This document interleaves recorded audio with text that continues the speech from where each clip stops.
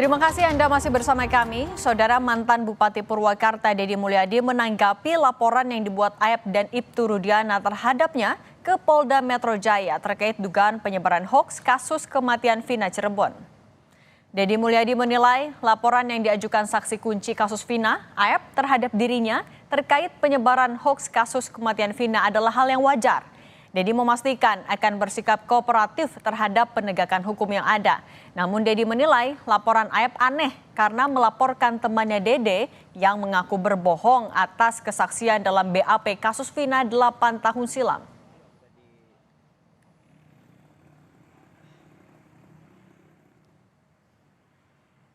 Derajat keyakinannya harus berapa persen? Katakan hakim berhadapan dengan apa? Dengan narasi. Disampaikan setiap orang berhak melaporkan dan berhak dilaporkan. Dan saya orang yang dilaporkan dan saya mengucapkan terima kasih atas laporannya. Insya Allah kita akan kooperatif untuk menghadapi seluruh laporan itu. Dan ini adalah laporan menurut saya paling aneh, yaitu orang mencabut pernyataannya berbohong 8 tahun yang lalu dilaporkan. Kan biasanya yang dilaporkan itu adalah orang yang berbohong. Nah ini orang yang menyatakan saya pernah berbohong dilaporkan.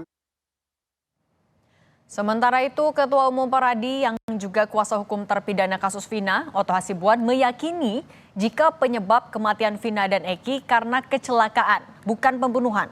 Otto menyebut bukti di TKP tempat Vina dan Eki ditemukan tewas pertama kali memperkuat dugaan Vina dan Eki tewas karena kecelakaan.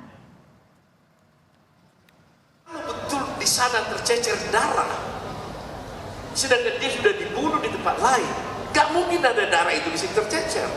Darah itu akan tercecer di tempat pembunuhan. Itu faktanya. Gak mungkin lagi ada darah di tempat flyover. Peristiwa Cirebon, berapa persen keyakinan Bapak bahwa tidak terjadi perkosaan? Kalau sampai ini, Ya. dengan ada fakta-fakta Ya. ini, saya 100%. Berapa persen derajat keyakinan Bapak bahwa pada peristiwa Cirebon tidak terjadi pembunuhan? 100% juga. Kejadiannya ya Pak, saya lihat langsung dari mulai luka di dahi yang ke dalam seperti kena benda tumpul. Ya. Kaki kanan itu patah pergelangan. Apanya? Pergelangan kaki sebelah kanan patah. Ya.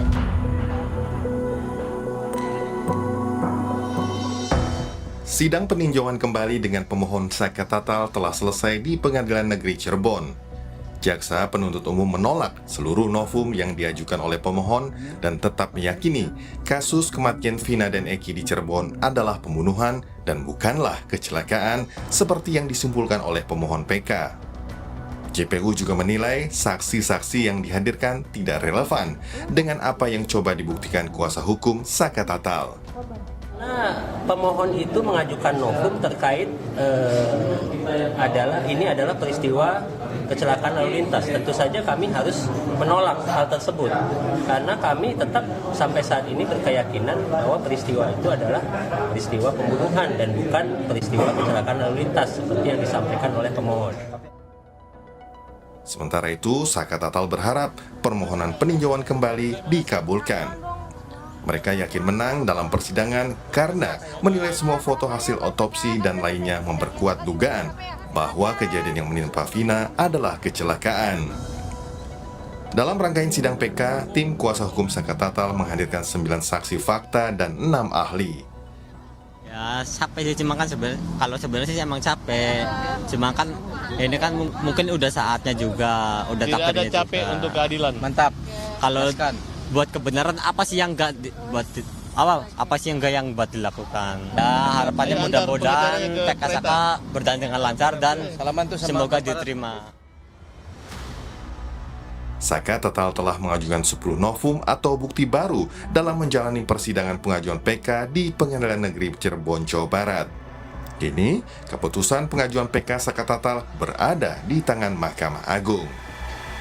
Tim Liputan, Kompas TV.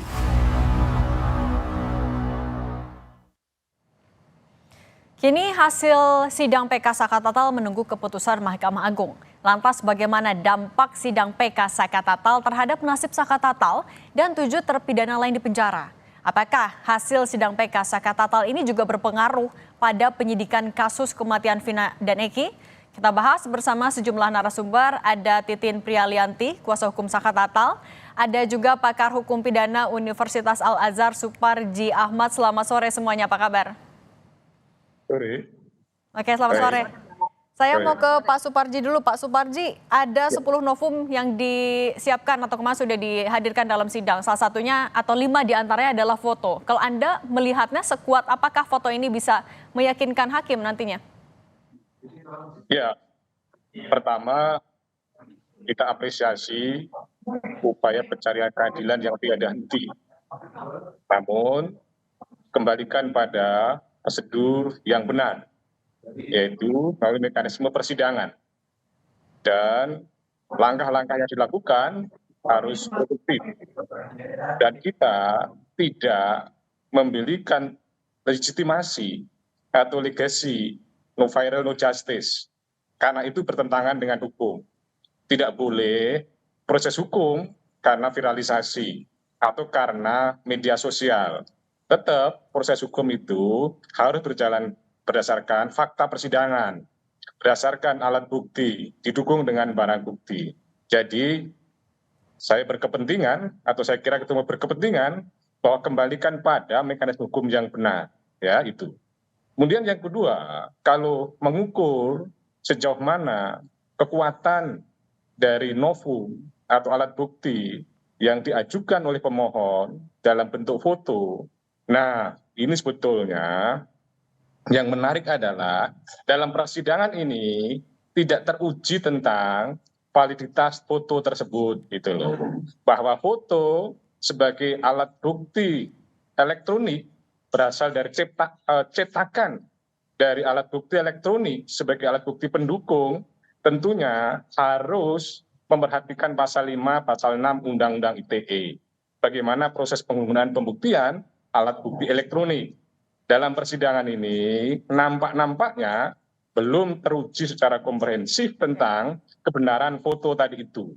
Kemudian yang ketiga adalah bahwa kalau kemudian foto ini dianggap sebagai sebuah sumber kebenaran yang kemudian bertujuan mematahkan bahwa proses atau peristiwa terjadinya kematian Eki dan Vina itu adalah sebuah kecelakaan dengan foto misalnya ada daging di baut, saya kira itu salah satunya. Nah itu memang bisa saja jadi petunjuk ya untuk mendukung bahwa bukan peristiwa pembunuhan. Tetapi tentunya harus dilihat secara utuh ya, bagaimana rangkaian peristiwa dari kejadian tersebut. Poin yang saya tegaskan adalah saya tidak berani berspekulasi apakah kemudian ini berpengaruh secara absolut ya sebagai sebuah novum, tetapi menurut saya adalah belum sepenuhnya ya memberikan dukungan bahwa ini adalah sebuah kecelakaan ya. Bisa jadi karena adanya sebuah kecelakaan terus kemudian jalan lagi terus kemudian ada pemukulan dan sebagainya, saya tidak tahu persis, tapi kalau kemudian mempertanyakan sejauh mana kekuatan itu masih kemudian perlu diuji. Nah pada sisi yang lain saya kira sebetulnya ini sidang PK ala pengadilan negeri, pembuktian kemudian pada konteks BAP penyidikan, padahal mestinya kan BAP di dalam penyidikan itu BAP berbeda dengan BAP persidangan gitu loh ya. Kalau seandainya di BAP penyidikan itu ada penyiksaan, ada tekanan, ada paksaan, bagaimana dengan BAP di dalam persidangan? Apakah itu terjadi atau tidak? Betulnya sederhana itu saja gitu loh ya. Oke, Pak Suparji tahan dulu. Tadi kita bahas dulu soal foto yang Anda sebut tidak teruji validitasnya, belum teruji komprehensifnya. Saya mau minta pendapat dulu dari Bu Titin. Bu Titin, soal itu apakah Anda sejauh ini artinya masih meyakini kalau novum foto itu bisa meyakinkan hakim?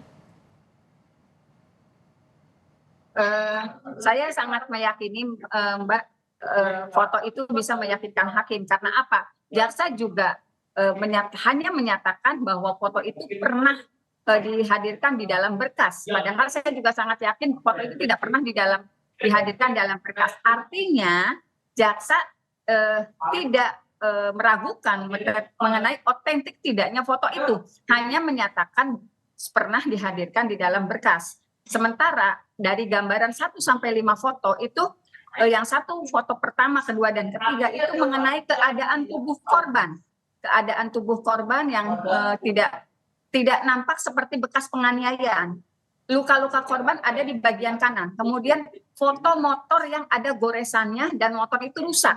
Kemudian juga ada foto baut yang ada daging tertinggal di dalamnya. Jadi di sampingnya. Artinya itu menjelaskan secara ini memang telah terjadi kecelakaan seperti apa yang saya sampaikan di 2016 juga saya paham betul ini tidak pernah terjadi ada pembunuhan dan pemerkosaan seperti yang tertuang dalam putusan. Oke, tapi kan jaksa juga menolak 10 novum, kemudian juga karena dinilai tidak kuat kalau mau membuktikan kecelakaan. Tidak ada olah TKP juga dan polisi yang pertama kali menangani juga tidak jadi dihadirkan. Tanggapan Anda bagaimana? Sebetulnya mengenai kita menginginkan dan tim sudah mengajukan permohonan untuk menghadirkan saksi yang melakukan olah TKP, yaitu 5 anggota kepolisian, 2 dari Polres Sumber, 2 dari Polsek Talun, 1 yang sekarang berada di Polres Kota Cirebon. Tetapi sampai pada sidang terakhir, saya tidak mendapat konfirmasi apapun, walaupun surat itu sudah dikirim sejak hari Senin. Kita menghadirkan kehadirannya pada hari Selasa. Tetapi memang alasannya surat-surat yang disampaikan oleh tim belum sampai ke meja Kapolres. Sehingga tidak ada anggota kepolisian yang datang. Padahal ya pada saat sidang 2016 itu pada sidang Sakatata 5 anggota tersebut yang melakukan olah TKP tidak pernah dihadirkan dalam persidangan. Tetapi kalau dalam sidang dewasa memang dihadirkan, tapi sidang Sakatata tidak pernah dihadirkan dalam persidangan. Gitu, Mbak. Oke, Bu Titin, tapi kenapa dari kuasa hukum tidak mencoba membuktikan alibi atau ketidakterlibatannya Sakatatal di peristiwa, tapi malah mencoba membuktikan kalau itu adalah kecelakaan? Sebetulnya ketidakterlibatan sudah dihadirkan dengan adanya saksi fakta, yaitu Aldi yang menyatakan terpaksa mengakui perbuatannya karena ada penyiksaan yang luar biasa, dan dia juga melihat ada melihat juga Sakatatal disiksa beserta yang tertangkap lainnya, yang waktu itu masih tersangka kan Aldi yang sudah menceritakan di persidangan mengenai fakta itu. Kemudian itulah sebabnya dari Profesor Muzakir juga, kemudian Pak Azmi Syahputra, ada kekeliruan majelis dari pada sidang penanganan perkara di 2016 itu, Mbak. Oke. Itu kan sudah tertuang di dalam keterangan saksi dan ahli-ahli profesor yang kita hadirkan. Oke, Pak Suparji, kita kan sekarang tinggal menunggu hasilnya. Kalau Anda melihatnya, apa dampak hukumnya, apapun hasilnya nanti diterima ataupun juga tidak, apa dampaknya ke 7 terpidana maupun juga penyidikan yang saat ini masih berjalan? Ya, tentunya satu perkara pidana itu kan bersifat kasuistis ya. Artinya seandainya ini dikabulkan ya, bagi terpidana yang lain ya itu menjadi satu novum ya, menjadi satu bukti baru bahwa fakta-fakta baru yang kemudian menjadi dasar untuk mengajukan PK berikutnya. Artinya tidak bisa secara otomatis gitu kemudian mereka bebas ya, tetap harus ada proses hukum yang harus dilalui mekanisme PK berikutnya. Nah, kalau seandainya misalnya ini ditolak, itu pun juga tidak menutup kemungkinan bagi terpidana yang lain untuk mengajukan PK, karena bahwa meskipun ya ada peristiwa yang sama, tetapi kan tingkat perbuatannya, tingkat kesalahan, tingkat keterlibatan orang itu bersifat masing-masing, bersifat kasuistis. Jadi mengukur dampaknya itu akan sangat dipengaruhi terhadap para yang mengajukan PK berikutnya, terpidana berikutnya nanti. Jadi kalau terpidana yang lainnya saat ini juga sedang menyusun PK, maka akan mendapatkan dampak ya positif atau kemudian dampak yang bagaimana tergantung dari upaya hukum luar biasa berikutnya. Nah, tergantung juga terhadap proses penyidikan yang sedang berjalan. Dan ini menjadi satu hal yang kemudian misterius gitu. Sekiranya ini misalnya ya dikabulkan karena sebuah kecelakaan gitu. Apakah kemudian berhenti terhadap proses penyidikan yang sedang berjalan? Saya kira juga tidak, karena bisa 3 kemungkinan kan. Yang pertama adalah sebuah kecelakaan murni, kemudian yang kedua adalah sebuah pembunuhan, tetapi pelakunya bukan terpidana ini. Atau kemudian sementara ini dianggap pelakunya adalah yang ada sekarang ini. Karena apa? Apapun alasannya, bahwa putusan ini sudah inkrah dan sudah memiliki kekuatan hukum tetap dan sedang dilakukan upaya hukum luar biasa. Artinya bahwa ini tidak menghentikan proses penyidikan. Namun poin yang saya tegaskan adalah bahwa dalam konteks pencarian keadilan ya yang kemudian disiarkan begitu masif kepada publik, ada semangat, ada spirit gitu, apa yang disampaikan oleh Pak Susno sebelum menjelang persidangan. Kita sedang mencari kebenaran, tetapi bukan dalam rangka melakukan pembenaran-pembenaran itu. Apa kalimat yang muncul itu tadi, bahwa kebenaran tadi tidak boleh subjektif karena dilakukan berdasarkan pembenaran, tapi kebenaran tadi harus ada batu uji yang jelas, ada fakta yang jelas, ada rekonstruksi fakta yang jelas. Dengan demikian sebenarnya ada berjalan secara objektif. Itu poin yang saya ingin tegaskan, bahwa upaya pencari keadilan tadi harus betul-betul berdasarkan sebuah kebenaran yang sifatnya material, kebenaran yang komprehensif, bukan melakukan sebuah pembenaran-pembenaran yang bersifat subjektif. Dengan demikian publik juga memahami. Dan catatan penting menurut saya adalah bahwa sebetulnya sidang PK ini saya agak heran gitu ya. Kemudian kenapa hakim, demikian pula jaksa kemudian penasihat hukum mengarahkan ahli membahas tentang perkara gitu loh. Padahal ahli itu dalam konteks hukum acara itu tidak boleh membahas pokok perkara. Ahli itu berbicara keterangan berdasarkan ilmu, berdasarkan pengalaman. Saya sudah 400-an kali jadi ahli, tidak pernah membahas ahli itu dalam konteks pokok perkara. Maka itu perlu diluruskan dalam konteks hukum acara gitu loh ya. Oke, baik. Saya mau balik lagi ke Bu Titin. Bu Titin, kita kan sekarang tinggal menunggu apakah nanti PK ini dikabulkan atau tidak oleh hakim. Tapi kalau dari kuasa hukum Saka Tatal sendiri, apa upaya hukum yang sudah diantisipasi atau disiapkan menjelang apapun hasilnya nanti, Bu Titin? Kami hanya sekarang seperti Saka Tatal juga kan persidangan sudah selesai, Mbak. Jadi kita sih mencoba menguatkan Saka apapun hasilnya, tetapi dari persidangan kemarin itu kami sangat yakin Saka Tatal juga bakal dikabulkan dan Saka Tatal dapat merehabilitasi nama baiknya. Mungkin yang langkah ke depan belum kami pikirkan, Mbak. Cuman memang saya dan Saka Tatal dengan tim yang lain juga sedang mempersiapkan. Kita akan berangkat besok karena juga mendapat panggilan ke Mabes Polri. Itu saja sih. Saya sedang tenang dulu karena Saka Tatal juga akan menghadapi pemeriksaan, yaitu dimintainya keterangan sebagai saksi atas laporan yang sudah dikirimkan suratnya kepada kami. Jadi memang walaupun ini belum tenang betul karena memang ada masalah lain yang sedang kami hadapi, walaupun tidak berkaitan dengan Saka Tatal, tetapi dia diminta hadir untuk memberikan kesaksian. Oke, baik. Kita tunggu artinya nanti hasilnya seperti apa dari PK Saka Tatal. Terima kasih Bu Titin dan juga Pak Suparji sudah berbagi di Kompas Petang. Sehat selalu.